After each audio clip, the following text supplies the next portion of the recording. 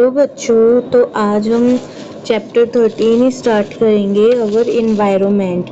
We have heard the word environment often being used on the television, in newspaper and by people around us. Our elders tell us that environment is not what it used to be earlier. Others say that we should work in a healthy environment, and global summits involving the development and developing countries are regularly held to discuss environmental issues. In this chapter, we shall study how various components in the environment interact with each other and how we impact the environment.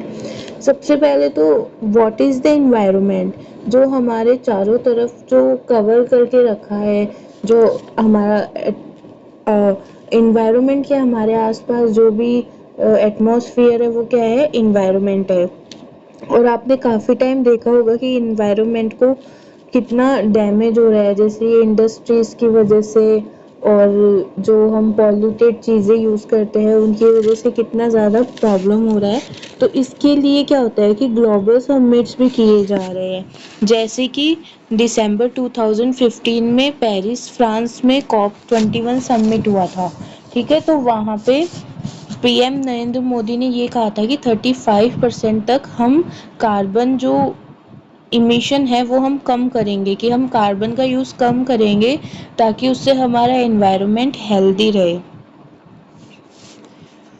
Ecosystem, what are its components. अब हम देखेंगे कि ecosystem और इसके components क्या है। All organisms such as plants, animals, micro organisms and human beings as well as the physical surroundings interact with each other and maintain a balance in nature. जो plants होते हैं, एनिमल्स होते हैं, micro organism या human beings, हम सब लोग एक दूसरे से कहीं ना कहीं इंटरेक्ट करते ही रहते हैं। जैसे हम प्लांट्स से हम फूड लेते हैं, एनिमल्स जो होते हैं उनसे भी हमें फूड मिलता है। तो इन सब से क्या है, हम इंटरेक्ट करते रहते हैं। All the interacting organism in an area together with the non living constituents of the environment form an ecosystem. तो ये जो इंटरेक्टिंग ऑर्गेनिजम्स हो गए, जैसे हम सब मिलकर क्या करते हैं कि इन्वायरमेंट बनाते हैं। ठीक है, जो नॉन लिविंग कॉन्स्टिट्यूएंट्स होते हैं, जो हम तो लिविंग थिंग्स हो गए, जो नॉन लिविंग होते हैं उनके साथ भी हम इन्वायरमेंट मिलकर बनाते हैं, इकोसिस्टम बनाते हैं। Thus an ecosystem consist of biotic components comprising living organism and abiotic compounds comprising physical factors. जो बायोटिक कंपाउंड इकोसिस्टम जो होता है ना, वो एक तो बायोटिक कंपोनेंट और एबायोटिक कंपोनेंट से मिलकर बना होता है। ठीक है, तो इसमें फर्स्ट बायोटिक कंपाउंड्स में कौन आते हैं, जो लिविंग ऑर्गेनिज्म होता है, जैसे प्लांट्स हो गए, ह्यूमन बींग्स हो गए, एनिमल्स हो गए।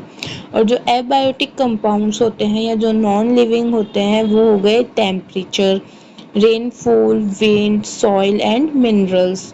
For example, if you visit a garden, you will find different plants such as grasses, trees, flower, bearing plants like rose, jasmine, sunflower, and animals like frogs, insects, and birds.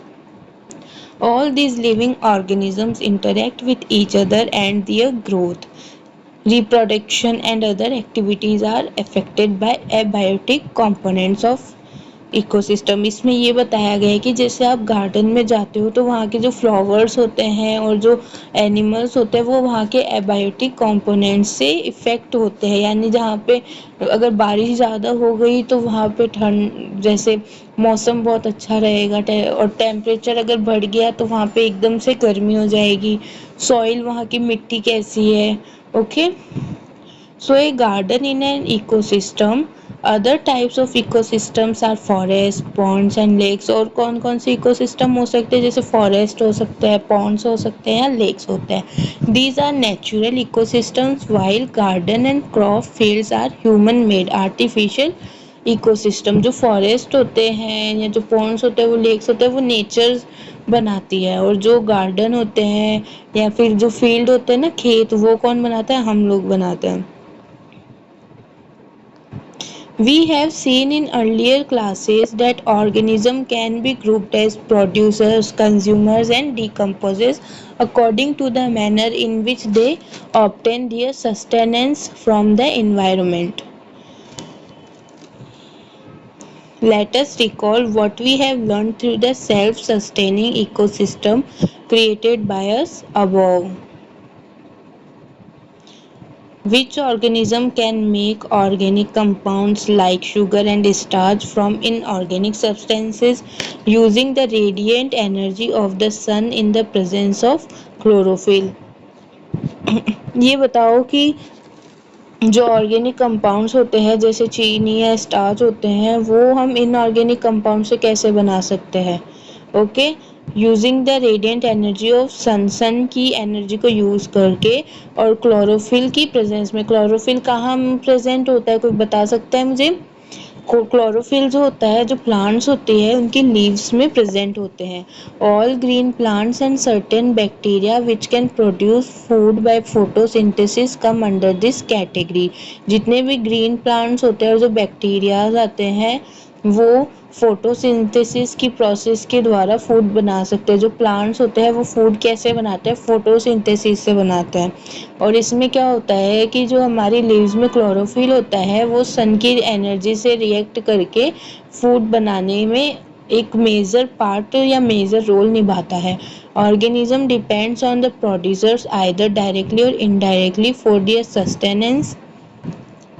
Yes, these organisms which consume the food produced either directly from producers or indirectly by feeding on other consumers are the consumers. Consumers can be classed various as herbivores, carnivores, omnivores and parasites. Can you example for each of these categories of the consumers? हम आगे बढ़ेंगे कि consumers कितने इतने इतने type के होते हैं, हर्बीवोर्स के होते हैं, यानी कि इनको कैटेगरी में डिवाइड किया गया है कि हम किस तरह के कंज्यूमर्स हैं। क्या कोई कोई वेगन होता है, कोई नॉन वेजिटेरियन होता है, कोई वेजिटेरियन होता है, तो इनको अलग अलग तरीके से डिवाइड किया गया है।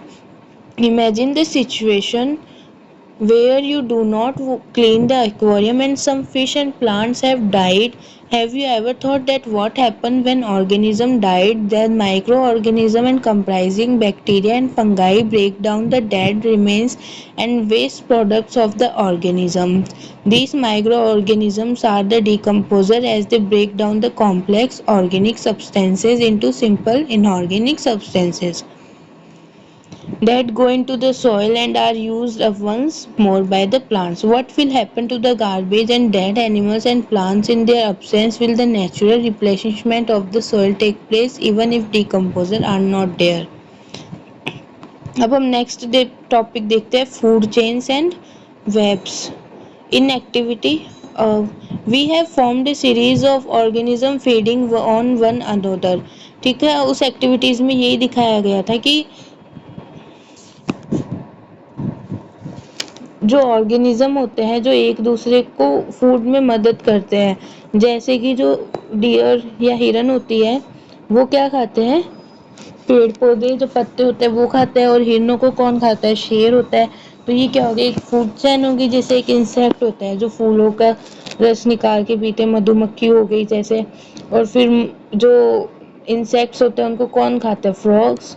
और फ्रॉग को कौन? स्नेक। और स्नेक को बाज. This series or organism taking part at various biotic levels from a food chain. Each step or level of the food chain form a trophic level. जो भी फूड चेन होती है वो एक ट्रॉफिक लेवल बनाती है. द ऑटोट्रॉफ्स और the producers are at the first trophic level. जो प्रोड्यूस करते हैं ये जो फूड वो फर्स्ट लेवल में आते हैं. They fix up the solar energy and make it available for heterotrophs or the consumers. जो हेट्रोट्रॉप्स और जो उनको खाते हैं उनके लिए अवेलेबल बनाते. The herbivores or the primary consumer come at the second. Small carnivores or the secondary consumer at the third and larger carnivores or tertiary consumers form the fourth trophic level, जैसे इस diagram में दिखाया गया है. अगर आप इस 13.1 से अगर इसको रिलेट करो तो क्या कह सकते हो कि जो प्रोड्यूसर्स होते हैं वो क्या हो सकते हैं, प्लांट्स हो सकते हैं, ठीक है।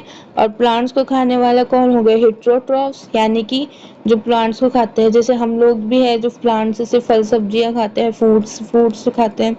फिर उसके बाद आते हैं सेकेंडरी के बाद आते हैं प्राइमरी कंज्यूमर, जिसे क्या कहा गया है, हर्बीवोर्स। ओके, हर्बीवोर्स जैसे कि ये टाइगर फ्रॉग हो गए, फिश हो गए, जो इन इंसेक्ट्स को खाते हैं और इनको खाते हैं। फिर उसके बाद लास्ट में आते हैं प्रोड्यूसर्स, सॉरी टर्टियरी कंज्यूमर्स, जिन्हें हम क्या कहते हैं, फोर्थ ट्रॉफिक लेवल में होते हैं, और ये लार्जर कार्निवार्स होते हैं, यानी कि बहुत बड़े बड़े पक्षियों को खा सकते हैं, पशु पक्षियों को। We know that the food we eat acts as a fuel to provide us energy to do work. Thus, the interaction among various components of the environment involves flow of energy from one component of the system to another. हम खाना खाते हैं energy के लिए, इसलिए ये जो components होते हैं ये एक कंपोनेंट से अदर कंपोनेंट से एनर्जी इन्वॉल्व करते हैं या भेजते रहते हैं, इंटरेक्ट करते रहते हैं। As we have study the autotrophs capture the energy present in the sunlight and convert into chemical energy. Autotroph क्या हो सकता है, फोटोसिंथेसिस में जो क्लोरोफिल होता है वो, this energy supports all the activities of the living world. Form the autotroph, the energy goes to the heterotrophs and decomposes. However, as we saw in the previous chapter on sources of energy, when one form of energy is changed to another, some energy is lost to the environment in form of which cannot be used again. The flow of energy between various components of environment has been extensively studied, and it has been found that the green plants in terrestrial ecosystem capture about 1% of energy of sunlight that falls on their leaves and convert into food energy. जो green plants होते हैं terrestrial ecosystem कहते हैं, जिनमें ये पाए जाते हैं, वो सन से 1% एनर्जी लेते हैं और पत्तियों के द्वारा या लीव्स के द्वारा उसे फूड एनर्जी में कन्वर्ट करते हैं। When green plants are eaten by primary consumers, a great deal of energy is lost as a heat and environment. Some amount goes into digestion and in doing what, and the other is goes towards growth and reproduction. An average of 10% of food eaten is turned into its own body and made available for the next level of consumers.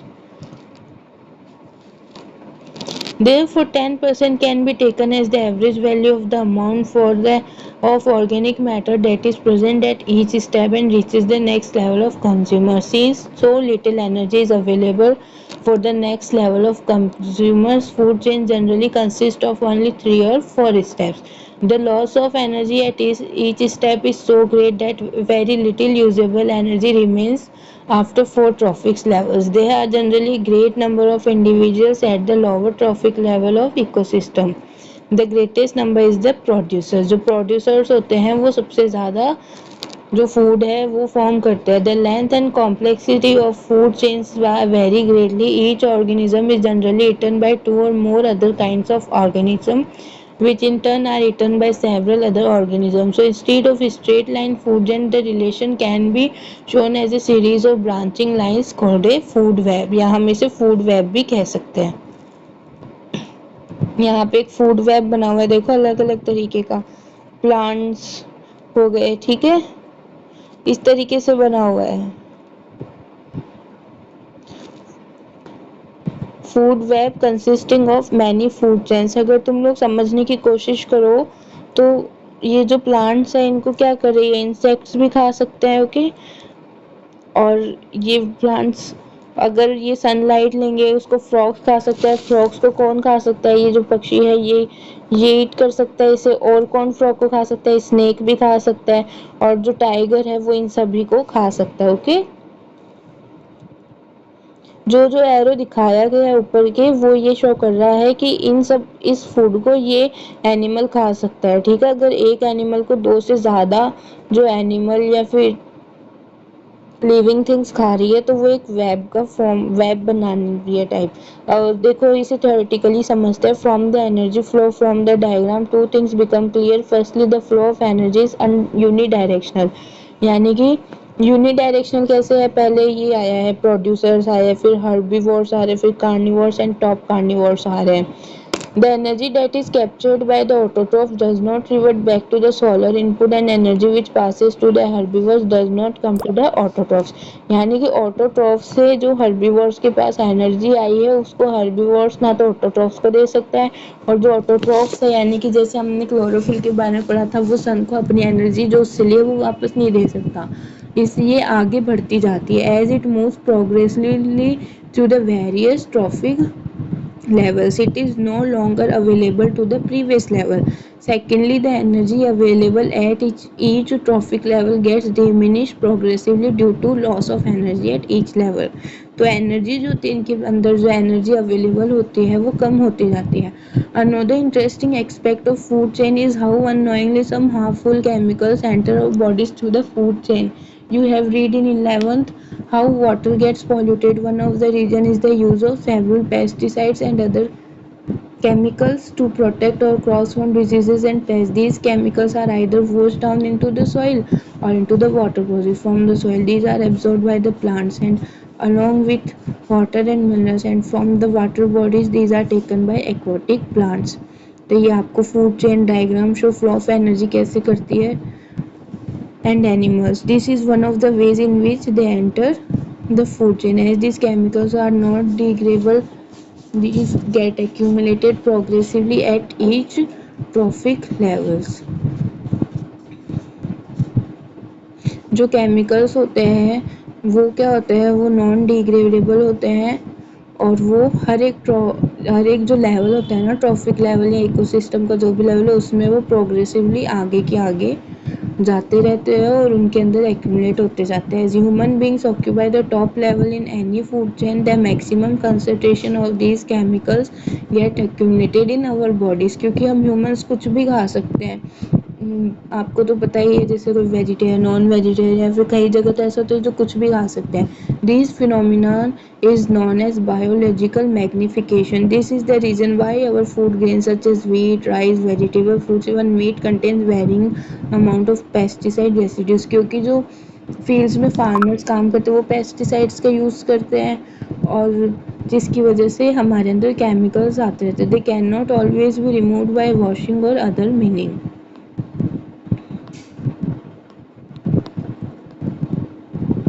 Thank you so much. अभी के लिए इतना ही, फिर हम आगे पढ़ेंगे कि ozone layer के बारे में पढ़ेंगे, ठीक है, और जो गार्बेज होते हैं उसको कैसे मैनेज करें उसके बारे में पढ़ेंगे. ओके, 2 टॉपिक और बचे, फिर उसके बाद हमारे chapter complete and then question answers होंगे.